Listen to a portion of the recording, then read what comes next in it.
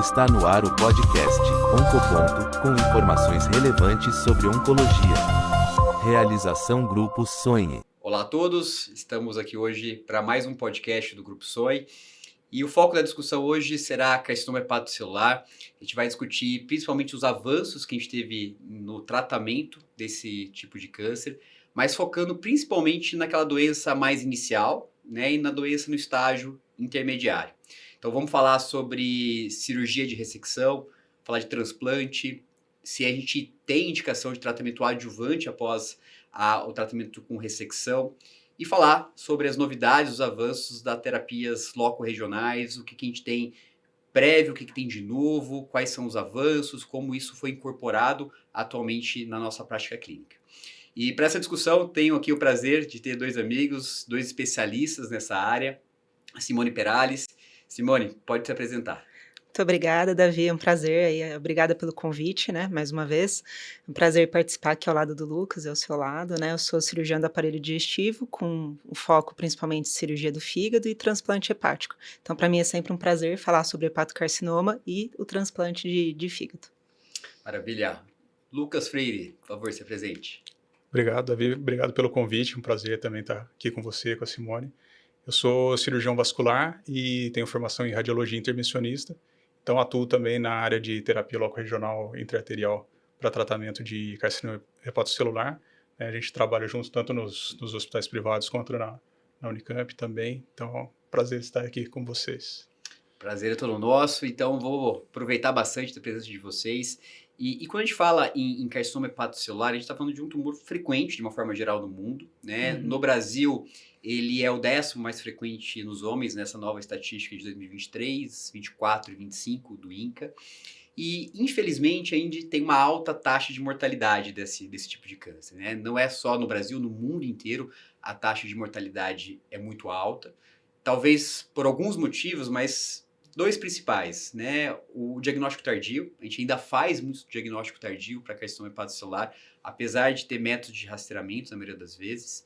E também pelo fato de a gente estar tratando duas doenças graves, né? Então, 80% a 90% das vezes, o paciente que desenvolve o carcinoma hepatocelular, ele tem uma doença de base, uma cirrose, que talvez é tão grave quanto, e o manejo das duas doenças é muito complexo. Então, a importância dessa discussão multidisciplinar e a importância de a gente estar sempre discutindo antes de cada proposta de tratamento juntos, de forma multidisciplinar. Mas lembrando que o tratamento curativo, basicamente, é ressecção cirúrgica ou transplante. E a ablação também, em alguns casos pontuais, a doença muito inicial também é uma forma. Então, começar com a Simone. Simone, acabei de falar, assim, 2 tratamentos bases, né, pensando em cura, transplante e ressecção. Como, de uma forma geral, você escolhe entre uma opção ou outra opção? Certo. Então, acho que o que você comentou inicialmente, Davi, é muito importante, né? Mais ou menos uns 20% dos pacientes, até aqui na nossa região, a gente já tem o diagnóstico num momento onde não há nenhuma possibilidade de tratamento curativo. Então, geralmente, aquele paciente ali que muitas das vezes está acompanhando no posto de saúde, vai uma vez por ano ali fazer um exame, de repente ele começa e abre um quadro de um ascite, né, um aumento do volume abdominal que ele não tinha previamente, e vem com essa queixa. Então, mais ou menos 20% dos diagnósticos de hepatocarcinoma já se dão ali com uma trombose de porta, que muitas das vezes é por trombose tumoral. E esse paciente aí já perde todas as possibilidades de tratamento curativo. Então, acho que o screening aí do hepatocarcinoma é extremamente importante. A gente fala muito sobre screening de neoplasia de mama, sobre colo retal, e às vezes a gente esquece, né, do paciente cirrótico, que é uma coisa super simples, em teoria, a princípio, né, de fazer, que seria a realização do ultrassom, né, a cada 6 meses, junto com a dosagem de níveis de alfa-fetoproteína. Isso é extremamente importante, pois ajuda o diagnóstico precoce e trazer esses pacientes para a possibilidade de tratamento. Então, como você disse, basicamente, aí, com intuito curativo, a gente tem 3, né, possibilidades terapêuticas. A ablação, um pouco menos, mais para os estágios iniciais, e a gente sabe que a ablação ela é associada a uma maior recorrência, né, embora ela tenha um potencial curativo, associado, então a gente fica basicamente para a cirurgia e o transplante. Então, como que a gente costuma decidir qual paciente vai para a cirurgia ou qual iria para o transplante? Então, o primeiro ponto que eu gostaria de chamar a atenção é se a gente for ver e escolher qual que seria o melhor tratamento para esse paciente, com certeza seria o transplante. É claro que tem uma morbidade cirúrgica maior, né, associada. Muitas das vezes o paciente tem comorbidades que não permitem que ele seja transplantado, e também tem a limitação do número de doadores disponível no país. Então, a gente não consegue propor o transplante para todo mundo, mas em termos de tratamento com intuito curativo é o melhor. É a maior margem cirúrgica para ressecção do tumor, haja visto que está tirando todo o fígado, né? E também, junto com isso, está tratando a cirrose, não só o hepatocarcinoma. Então, se fosse possível, seria o ideal para todo mundo. Como não é, a gente acaba utilizando aí alguns parâmetros para decidir aquele paciente que se beneficia também da cirurgia, que tem um potencial curativo associado. E isso aí a gente vai ver basicamente com a reserva funcional do fígado desse paciente. Então, é super importante a avaliação laboratorial, né, do paciente, com a dosagem de exames que traduzem a função hepática, como a albumina, o RNI, né, coagulograma desse paciente, bilirrubina, para a gente avaliar 2 índices basicamente, né, o cálculo do MELD e o cálculo do Child, que o Child, além dos parâmetros laboratoriais, tem parâmetro clínico associado também, que é a presença de ascite e encefalopatia. Então, via de regra, a gente só indica a cirurgia para o paciente caso ele seja um Child A, ou seja, tem uma função bem preservada, o MELD, né, que é calculado com a dosagem de creatinina, RNI, bilirrubina e sódio, ele tem que ser até 10 no máximo, desde que o paciente tenha lesão única, né, o ideal é, né, a gente não opera paciente que tenha lesões múltiplas, até que se prove o contrário, né, o ideal é que seja lesão única, que a gente não resseque mais de 2 segmentos hepáticos, porque senão o remanescente hepático pode ser insuficiente e ele entrar em insuficiência hepática ali no pós-operatório, e entra também como um dos parâmetros aí para pensar em transplante e não em cirurgia, a dosagem do sódio sérico. A gente usa um pouquinho menos, mas a gente sabe que quanto menor o sódio dos pacientes cirróticos, maior a mortalidade. Então, se a gente tem um sódio ali menor do que 135, em tese já é um fator que a gente pode justificar o transplante e não a ressecção. Acho que de maneira geral seria mais ou menos isso. Perfeito, Simone. E acho que aproveitando uma coisa bem atual, acho que acabou de, faz 4 horinhas que foi apresentado na ESMO, né, o Congresso Europeu de Oncologia, a gente tinha 2 pacientes que foram operados, que faziam ressecção cirúrgica ou ablação.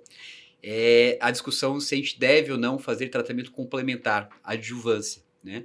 A gente tinha os estudos um pouco mais antigos com o sorafenib, que é um TKI, que eram negativos, então nada de benefício com esses TKIs no tratamento pós-cirurgia ou pós-ablação, né? E aí a gente fica naquela, mesmo operando, né, ou quando o paciente não tem critério de transplante, mas aqueles pacientes operados, muitas vezes a gente tinha recorrência. E a ideia, poxa, o que a gente pode fazer para minimizar essa recorrência? E mais recentemente teve um estudo com imunoterapia nesse cenário, né, que é o Embrave 050, que era um estudo que avaliava imunoterapia mais bevacizumab, então atezo-beva, adjuvante, naqueles pacientes de alto risco pós-ressecção ou ablação. E a gente tinha um conceito que a sobrevida de recorrência tinha uma diferença, tendendo ali o benefício para a imunoterapia, e há 3 horas atrás foi apresentado o follow-up de 35 meses e as curvas estão sobreponíveis. Então, aquele benefício estava só postergando a recidiva. Então, hoje a gente volta ainda, não temos nada após a cirurgia, então a seleção do paciente para o tratamento cirúrgico, o diagnóstico precoce ainda é a única forma da gente conseguir trazer a cura. Aí aproveitar com o Lucas, né? Acho que a gente conversou bastante agora da doença inicial, né? Naquela doença ainda mais restrita, com baixo volume, número mais restrito de lesões no fígado, que são potencialmente curativas. Quando a gente sai desse cenário, aquela doença que foge esses critérios, que depois a gente vai voltar um pouquinho mais para falar quais são os critérios mais objetivos do transplante, a gente muda o nosso estágio para aquele Barcelona B, né? Que é a doença em estágio intermediário. E atualmente, né, historicamente, o tratamento padrão nesses casos é TACE, né? Continua sendo, lógico que tem mais opções, mas a TACE é ainda o tratamento padrão. Lucas, qual que é o racional, né, do tratamento intraarterial para CHC e quais hoje são opções possíveis, práticas para o nosso paciente do dia a dia? Tá bom. TACE é a Transarterial Chemoembolization, né? É a quimioembolização intraarterial. Ela é um tratamento que é bastante versátil no contexto do carcinoma hepatocelular E por que que ele é um tratamento efetivo nesse cenário? O carcinoma hepatocelular é um carcinoma, é um tumor hipervascularizado, na maioria das vezes. Então, ele é um tumor que é bom de ser embolizado, né? Então, a terapia intraarterial, o que que a gente faz? Existe a CTACE, que é a TACE convencional, que é o que? A gente faz o cateterismo dos ramos nutridores do tumor, e aí a gente vai injetar a droga, né, o quimioterápico na maioria das vezes é doxorubicina, associado com lipiodol, né, que vai ter a ação quimioterápica, e associado a isso a gente injeta as micropartículas que vão causar isquemia do tumor. Então, como é um tumor hipervascularizado, ele tem essa afinidade, né, por esse tratamento intraarterial. Então, existe o contexto da quimioembolização, né, em relação ao transplante, que a gente vai ter os pacientes que estão aguardando, né, um doador, eles estão na fila, ainda estão em critério, e para não saírem do critério da fila, né, dentro dos critérios de mieloma, a gente faz o que a gente chama de bridging, né, que é fazer a quimioembolização aguardando um doador, mas ainda dentro dos critérios. E existe o paciente que está fora dos critérios, né, depois a Simone pode falar quais são, e que a gente vai fazer uma quimioembolização ou outra terapia intraarterial, né, por exemplo, a radioembolização, para trazer esse paciente para dentro dos critérios de transplante, né, e resgatar esse paciente para que ele seja submetido ao transplante. E existem os pacientes que já estão num grau um pouco mais avançado, ou que têm alguma contraindicação ao transplante, mas que podem se beneficiar da quimioembolização como tratamento não curativo, mas paliativo. Aí a gente pode discutir associação com terapia sistêmica, enfim, várias coisas que estão surgindo atualmente, né? Mas é um tratamento bastante versátil nesse contexto. Uhum. E aproveitando, o podcast é sobre carcinoma hepatocelular, e você comentou o racional para CHC de utilizar a quimioembolização. Esse racional, ele também faz sentido para metástases, por exemplo, do câncer coloretal ou não? Existe quimioembolização para metástase de câncer coloretal, existe radioembolização para metástase, mas vamos dizer assim, é uma situação bem diferente, né? Você precisa ter alguns critérios, né? Existe tanto a quimioembolização como a quimioterapia intraarterial, também só o quimioterápico, que a gente usa menos, tá certo?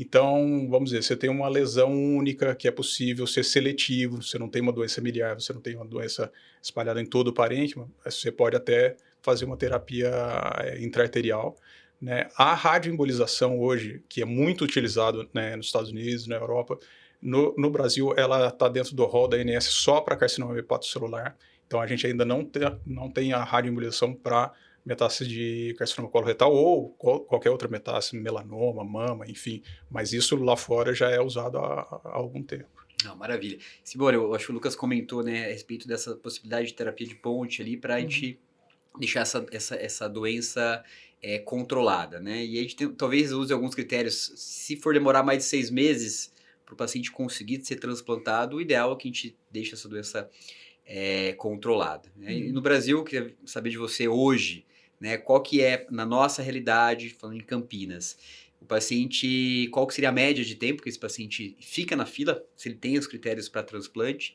e quais são as opções hoje que a gente tem respaldo, né, pela Câmara Técnica, se a gente fizer essa técnica de tratamento para controle, esse paciente não vai fugir da possibilidade de ser transplantado. Certo. Assim, a gente anda muito junto, né, com a quimioembolização, é extremamente importante, na minha opinião, para o tratamento do carcinoma hepatocelular. Até antes de chegar nessa pergunta específica, eu queria acrescentar uma coisa, né, que às vezes a gente acaba recebendo paciente com a recidiva de um carcinoma hepatocelular operado. Isso é uma coisa super importante, né, por quê? Muitas das vezes o paciente vai recidivar de maneira multinodular. Então, ele vai ter 2 lesões que vai impossibilitar uma nova ressecção. E muitas vezes a gente recebe um paciente que foi operado e estava com uma lesão, por exemplo, uma lesão única que era maior do que 5 centímetros. E se ele recidivar num período ali de 2 anos, até 2 anos, de maneira multinodular, ele perde a chance de transplante. Por quê? Porque ele foi operado fora de critério de Milão. Então, eu costumo até falar que se a gente pudesse e fosse amplamente disponível, poderia quimioembolizar todo mundo antes de operar e antes de transplantar. Até porque você está diminuindo o pool ali de células tumorais e isso já traria benefício para o paciente, seja para ele esperar na lista de transplante ou seja para ele ser operado. Simone, só Então, interromper. Só para, o podcast tem muitas pessoas que assistem aí, oncologistas, cirurgião. O critério, você comentou, acabou de falar do critério de Milão, certo. né? Então, só o que é o critério de Milão hoje para a gente possibilitar o paciente para o transplante? Se é o critério que a gente utiliza no Brasil, se a gente tem uma possibilidade de fugir. Então, o que é critério de Milão e qual é o critério que a gente utiliza aqui no Brasil? Tá. Aqui no Brasil a gente costuma dizer que é o critério Milão-Brasil, né? Que ele é um pouquinho adaptado. O critério de Milão foi desenvolvido em 1996 e até hoje é o melhor método aí que se tem, né? Comprovado na literatura para selecionar aqueles pacientes que vão se beneficiar mais do transplante, né? Ou seja, traduzir aí em números, garantir em torno de 80% a 85% de sobrevida livre de doença, né? Em 5 anos. Então ainda é o melhor critério, apesar de ser tão antigo. Por que a gente fala que no Brasil é um pouco adaptado, né? O critério de Milão nativo, ele considera todas as lesões hepáticas compatíveis com CHC. No Brasil, a gente considera apenas as lesões maiores do que 2 centímetros para a finalidade de transplante. Então, o Milão Brasil seria o quê? Eu posso transplantar o paciente desde que ele tenha, no máximo, uma lesão compatível com hepatocarcinoma, até 5 centímetros, ou se ele for multinodular, que ele tenha no máximo 3 lesões, de até 3 centímetros cada uma delas, sendo que a gente considera só as maiores do que 2 centímetros. Então, se ele tiver 5 lesões, todas menores do que 2 centímetros, ele, em tese, não iria para esse critério. Tem uma lesão de 4 centímetros e várias outras menores do que 2, ele está dentro de critério porque tem uma lesão até 5. Então, em teoria, a gente ignora, entre aspas, as lesões menores do que 2 centímetros, essa é a adaptação para a legislação brasileira. Então, a quimioembolização nos ajuda muito a manter esse paciente dentro do critério de Milão, seja pelo que o Lucas falou, né, para esperar chegar um doador. A maioria dos transplantes no Brasil e na nossa região é de doador falecido, então depende de ter um doador para isso. O tempo de espera médio, que você me perguntou, aqui na nossa região é algo em torno de 6 meses, a depender do tipo sanguíneo, né? Alguns tipos sanguíneos são mais rápidos, né? Questão de 2, 3 meses, mas na média é em torno de 6 meses. Então, a quimioembolização ajuda a manter esse paciente dentro do critério de Milão, para que ele não perca a possibilidade do transplante. Perfeito. E você comentou, a quimioembolização ajuda, mas podemos fazer, além da quimioembolização, radioembolização nesse cenário? Como que tá isso? A radioembolização é uma coisa muito nova, depois eu até falar que o Lucas explicasse o que é, né, como que faz, as dificuldades, né, até do ponto de vista logístico da gente conseguir fazer no nosso dia a dia. Mas, por exemplo, hoje a radioembolização é uma realidade nossa, aqui em Campinas a gente tem acesso, né, o Lucas é referência nisso. A gente poderia fazer radioembolização nesses pacientes pré-transplante? Sim, até só para acrescentar e complementar, né, tanto a radioembolização quanto a quimioembolização, na verdade, ela vai ser indicada em 2 contextos, né, a gente comentou um, que é manter aquele paciente dentro do critério, mas um outro que a gente não pode deixar de lembrar, né, que às vezes a gente acaba esquecendo, aquele paciente que tem uma lesão fora de critério para transplante, então, por exemplo, tem uma lesão única de 6 centímetros, está fora de critério naquele momento, a gente pode fazer uma quimioembolização, trazer esse paciente para dentro de critério, de Milão, que a gente chama de downstaging, né? E aí sim esse paciente também ser contemplado com transplante. Então essas 2 situações são bem importantes. A radioembolização de fato é uma técnica mais recente e já está sendo considerada assim como um tratamento loco-regional aceito para transplante. Todos esses casos que a gente propõe transplante no hepatocarcinoma, eles são analisados por uma câmara técnica, né? Que é a região de Campinas, a gente encaminha para São Paulo, que se reúne ali, uma reunião de especialistas a cada 15 dias e analisa todo o processo e a proposta, né, que a gente está fazendo de incluir o paciente para transplante.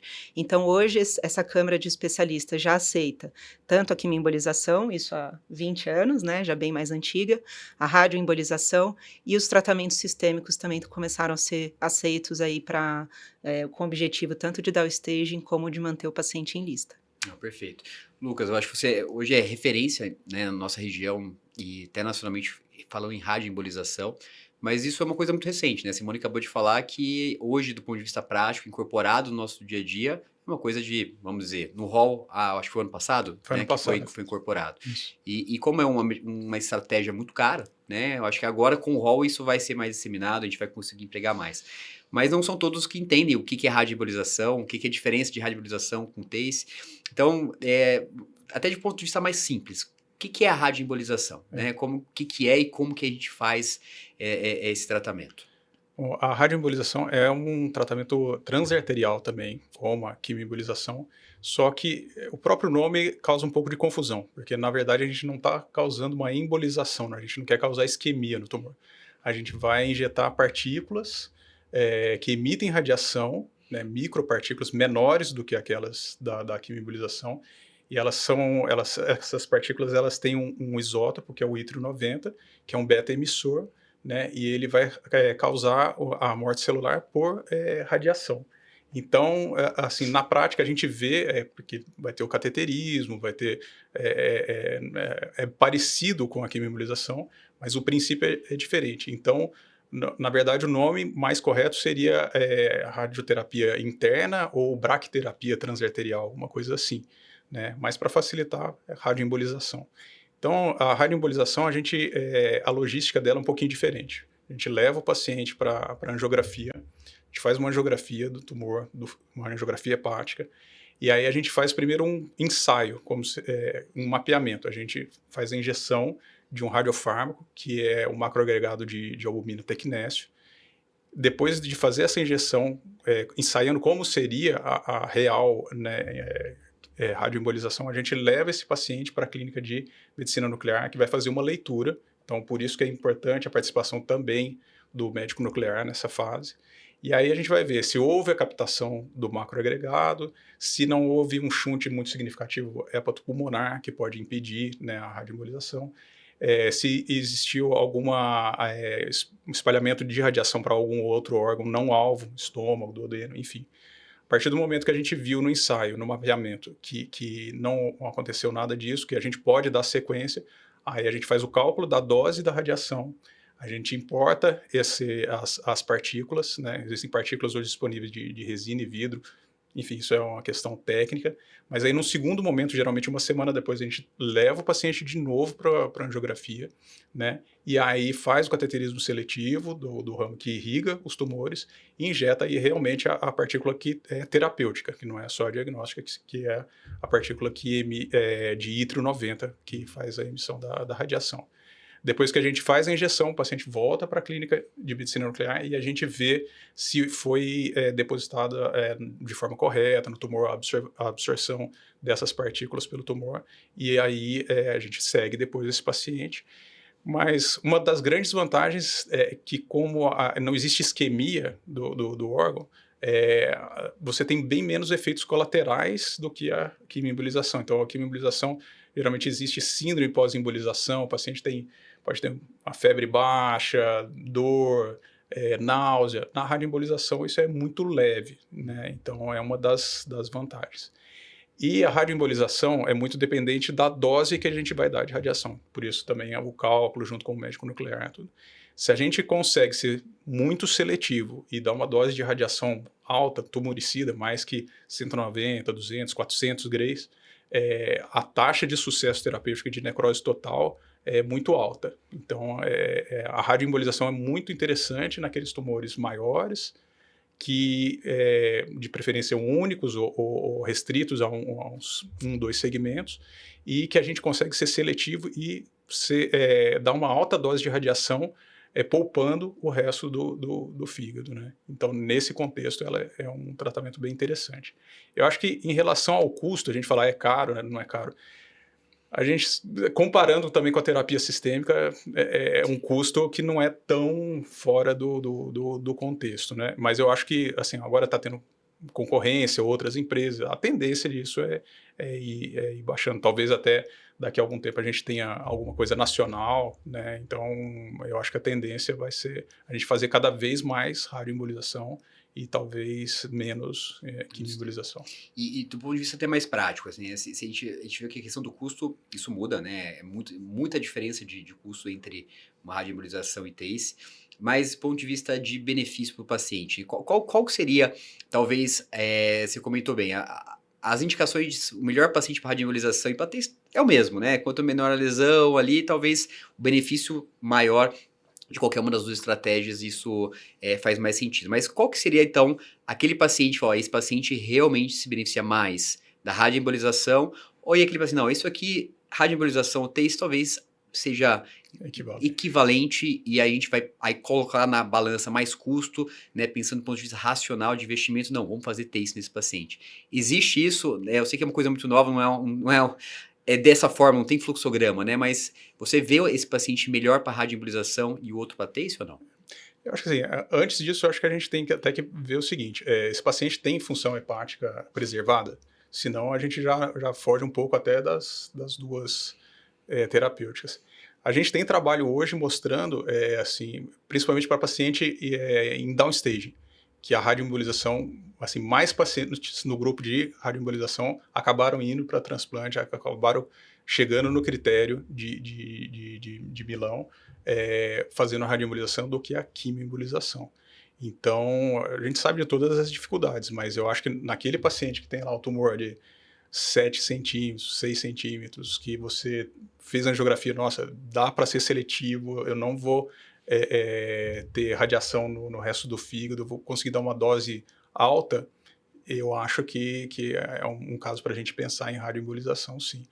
Tumor multinodular, talvez paliativo, não é um critério para chegar até o transplante.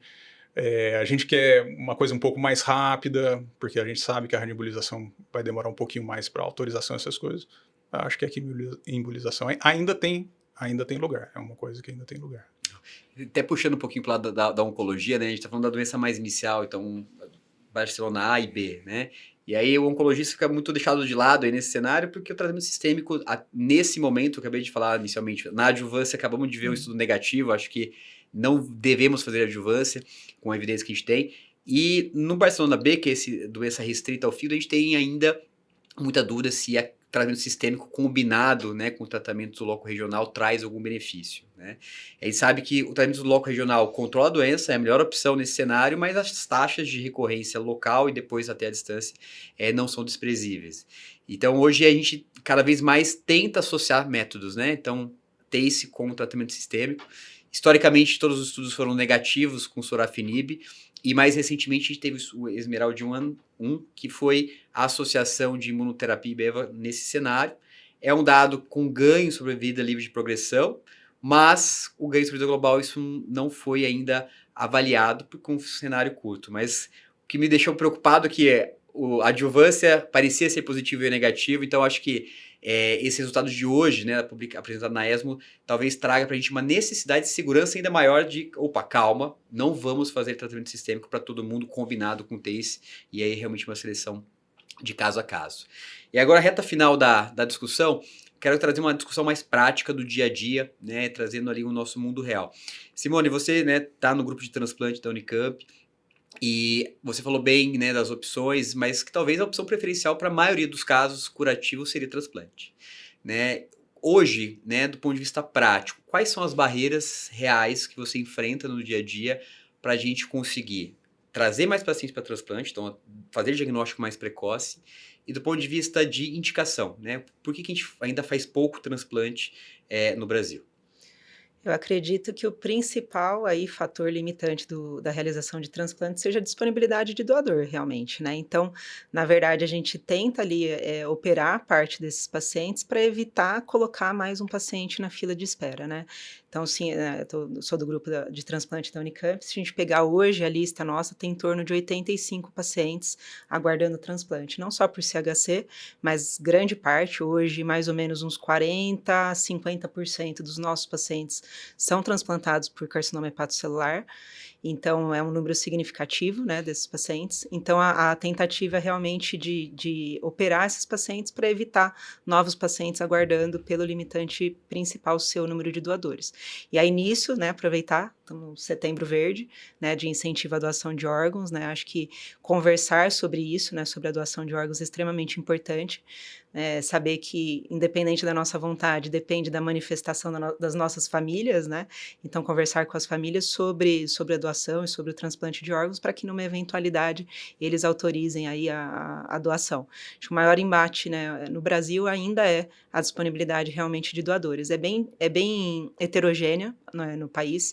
Se você pegar alguns estados do Brasil, como por exemplo o Ceará, lá eles têm uma maior disponibilidade de número de doadores, então o transplante eventualmente acaba sendo mais rápido. Mas aqui em São Paulo, tanto interior como capital, às vezes esperar 6 meses acaba tendo grande número dos pacientes acaba indo até a óbito aí na lista de espera. Então, acho que o principal é a gente conseguir aumentar o pool de doadores realmente.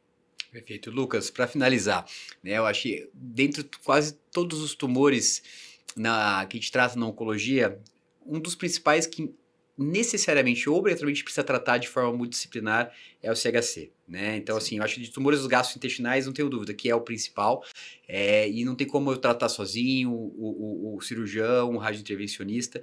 Então, eu queria que você ressaltasse o seu papel, né, nesse cuidado, como que é importante que a gente encaminhe o paciente para você. Por que assim, todo paciente precisa ter discutido e esse paciente precisa passar na sua avaliação para a tomada da melhor decisão?